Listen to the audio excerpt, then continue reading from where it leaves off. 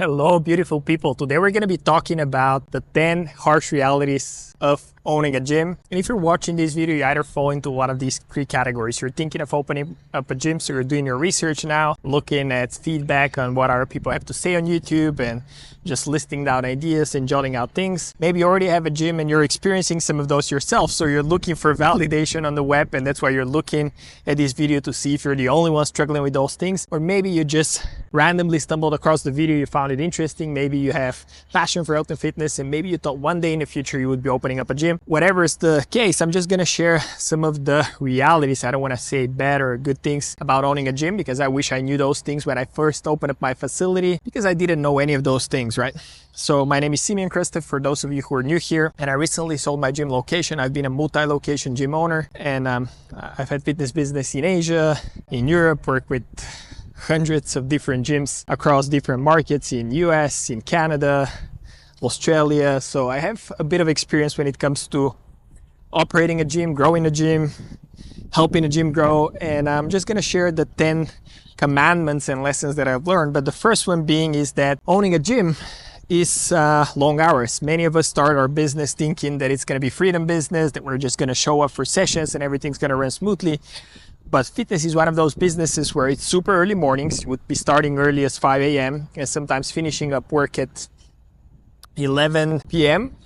every single day, because people want to get their sessions done morning before work or after work or weekends, because that's their only time off. So you're not going to have normal lifestyle like any other normal person would, where you would just enjoy yourself, enjoy your weekends. So this is something you're signing up for, and it's important to know it, because if you want freedom, you're not going to get that freedom until you reach a very high scale of your business, where you have trainers, where you have manager, where you have staff, or you maybe open up a franchise and you have a couple of million to dump into opening up the location, getting the staff. But if you're a small studio, a personal training studio, group training facility, or you're just starting a self-funded business, this is going to be the reality for a long, long time before you master all the lessons, learn all the skills.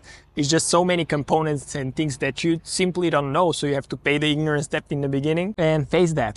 Now, number two is that you're in people's business, and that means that you have to be very good when it comes to coaching and leadership, because you'll be constantly solving problems. You have to solve problems with your staff, you're going to have to solve problems with your clients. And if you're a small personal training studio, you would have anywhere between 15, 20 clients, but as you scale, maybe a group training facility, you'd have anywhere between 100, 200, even sometimes 300 clients. And when you have that, what happens is that the natural dynamics of how people communicate with each other, personal drama, relationships, and things start to happen within your facility. Maybe your trainer started dating someone, maybe somebody said something behind somebody's back. So you have to be a very good coach and have that people's personality where you're able to spot these things before they escalate and explode and affect your business.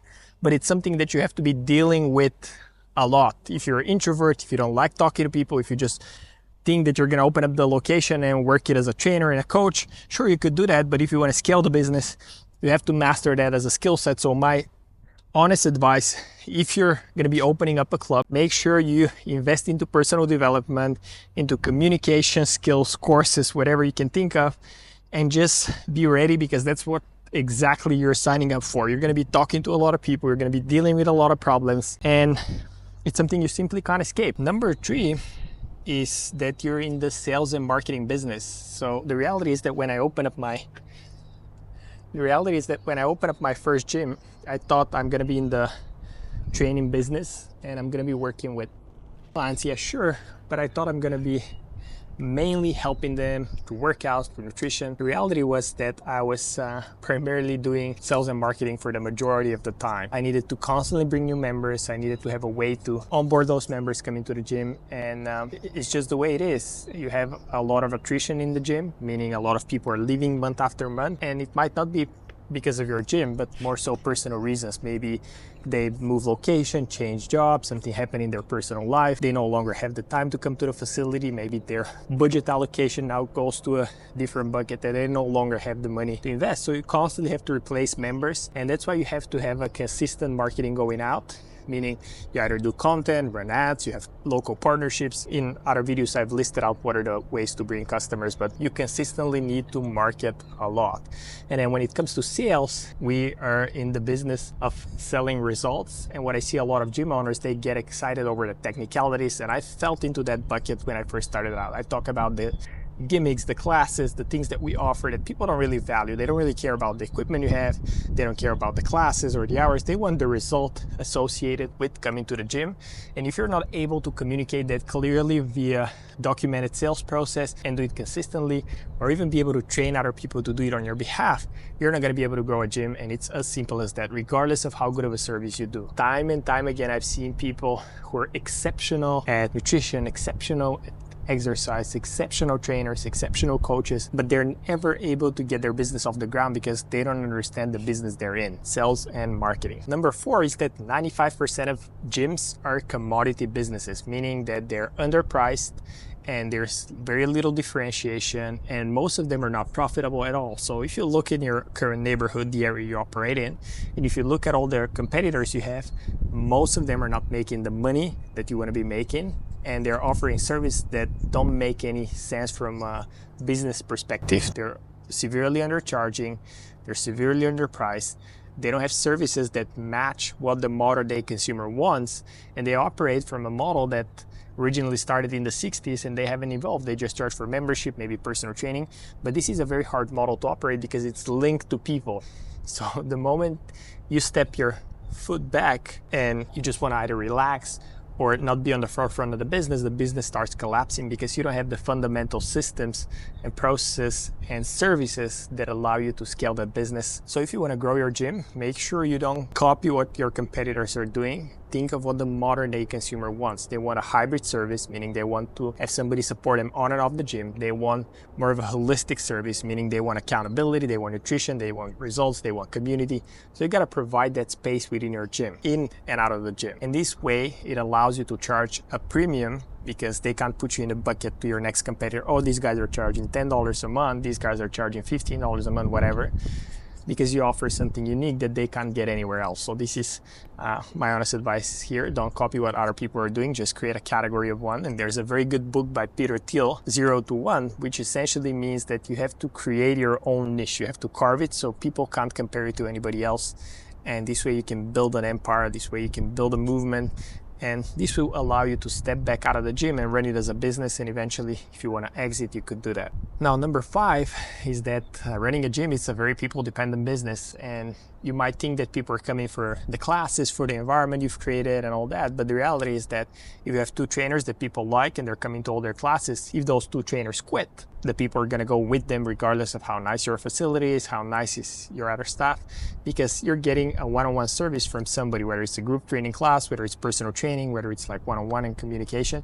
So that's why you need to be very good with people, both internally and externally. Some people just focus on the marketing and bringing in more people, but if they can't work with their trainers, coaches, and retain them, they constantly face that attrition, and it feels like a personal betrayal a little bit because you've put the time and effort into training the new staff, training the new trainers, and then all of a sudden they leave and they start their own thing and just copy you and they take all your clients. So this is something that's repetitive, and that's why you see a lot of people run that as a business, but very few are actually able to scale their operations, open up multiple locations, and run it really as a business. So this is mistake number 5. So number 6 is that churn is real and you need to be okay with it. And what I mean by that is something that I already mentioned, that people are going to be leaving the gym constantly. Like every month you would have some people leave. Like the lowest it could be is probably 3%, depending if you're in rural area, meaning if you're in a smaller city, the retention is going to be lower just because people have fewer options. So they tend to stick to different services longer if they like them. But if you're in a city, for example, I'm here in Bangkok, and every day there's new gyms opening. All of them have amazing services. There's a lot of competition. So you're just bouncing off from one thing to another, not because they don't like the service, but because they have options and variety. So if you're in a metropolitan area, maybe you're in Washington, D.C. or New York or Boston, in any area that has a lot more options, churn is a lot higher. Now, number 7, to be able to consistently market and run ads year round, you're limited to the demographic area you're in. So whether you're in a small city, big city, doesn't matter, because you have a limited pool of people that you can target, which all have different needs, desires, and things that they want. Some people come in for community, some people come for results, some people come for workouts, some people just need the nutrition. So you need to be able to create a content calendar and advertising calendar so you're able to offer all of these different things, so you can target different segments of the market and attract them to your gym with different services, different offers, different front end things to bring them in. And most gyms I see, they just try to promote their free week or free offer, which only attracts a certain demographic, and that's usually like the lowest tier of the market, because somebody that has the money and the means to pay, they don't really care about the 1 week free trial. They just want to get the result, right? And on the other end, you have some people that are the bottom tier of the market and they're like price shopping. They just want to go out and see different places. So offering a free bait usually attracts those types of people. Then you have some people that are not necessarily interested in the workouts, but maybe you can provide accountability, nutrition, community, that sense of belonging to something locally that helps them take care of their health. So this is another option.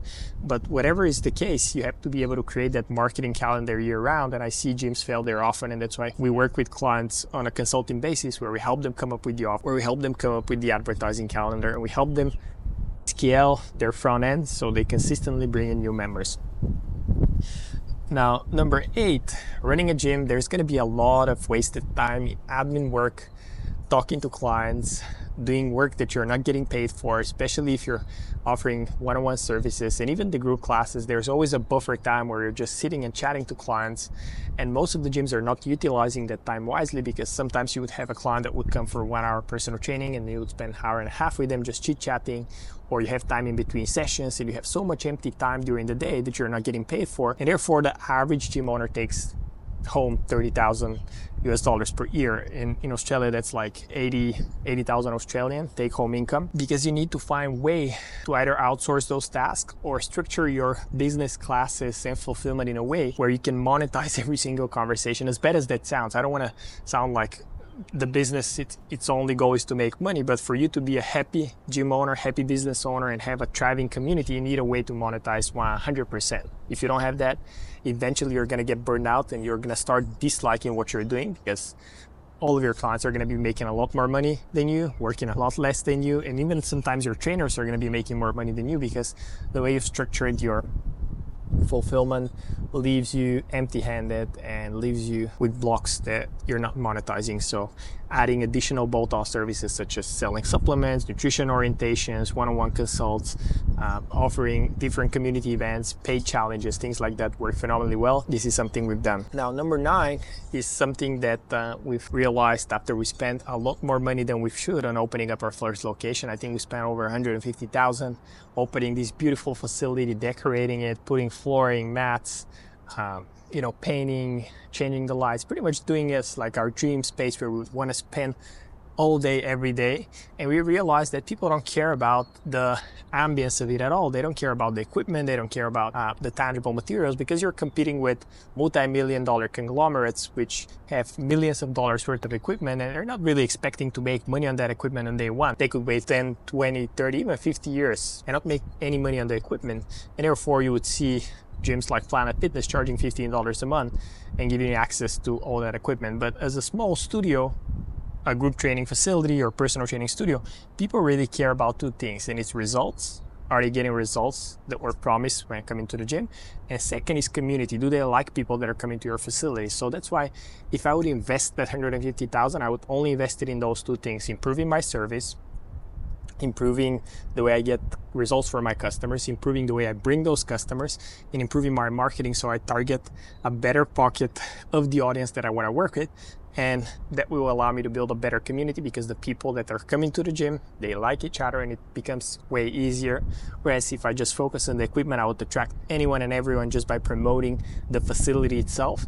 And therefore I wouldn't be able to build a community, and the service I'm offering will be very diluted, because I'm having different pockets of the market that are coming to my facility and I can't have consistent results. And number 10, to retain your staff, to retain your trainers and coaches and have them stay with you longer without leaving and taking all your clients, you need to be really thinking about creating an internal communication cycle and having internal promotions and events. It's very important. Just like you would have community events for the clients and things to service them and challenges and ongoing promotions, you need to have that in the internal basis, and engaging your trainers, engaging your staff, giving them compensation based on certain thresholds and marks they reach. You got to have a compensation and milestones, for example, how many sessions they taught, so they can advance on the next level as trainer, because we get bored, or not bored, but discouraged if we're not progressing. And it doesn't have to be financial progression, like that's always nice, but people ideally want to feel appreciated in a space. They want to feel like they're growing. So for example, as a trainer, you could have a mark for 100 sessions taught, 200, 500, 1,000, and this way they level up. Even as a trainer, you're like a master trainer now that has taught 1,000 group sessions, and this allows them to have that badge of honor and stand in front of the others and wear that with pride, and they're getting that respect that they wouldn't elsewhere get. Maybe from home they're not getting that respect, or even from their clients, because they don't know. But having that is super important. Also running some sort of like community events, could be even like a barbecue get together, just having your staff and team members all get together and have some sort of an activity is super important. Else you would lose their morale, they would start quitting, they will start bashing you as a gym owner, they will start taking some of your clients, doing stuff behind the scenes, and it's not something that you want to get yourself involved in. So I just wanted to share all of these things. Hopefully you found some value out of it, whether you're just wanting to open up your club, whether you already have one running and you're experiencing some of those things. I think this could be beneficial. And again, if you want to scale your fitness studio or gym, make sure you click the link below in the bio. We have a consulting, it's a mix between agency and consulting program where we help you get more members, refine the offers, improve your services, improve the delivery, and actually scale your gym, whether you're at 20K, 50K, even 100K a month. I think we can help. So let's get chatting, and I'll see you in the next video.